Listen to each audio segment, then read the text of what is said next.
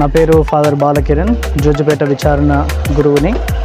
నేను ఈరోజు జాడి విచారణకు వచ్చి మన జ్యోతినగర్ విశ్వాసులు మహిమగిరి కొండ దగ్గర శిలువ విజయోత్సవ మహోత్సవాన్ని కొనియాడుతుండగా మరి వారి పండుగల్లో వీరు కూడా భాగస్థులు కావాలనే ఉద్దేశంతో ఆ త్రిదిన పూజల గురించి వివరాలను వీరికి చెప్పడం కోసం ఈరోజు ఇక్కడికి వచ్చి పూజాబలిని సమర్పించడం మరియు వారి కోసం ప్రార్థన చేయటం, అలాగే వారిని ఆ యొక్క పండుగకు ఆహ్వానించడం జరిగింది.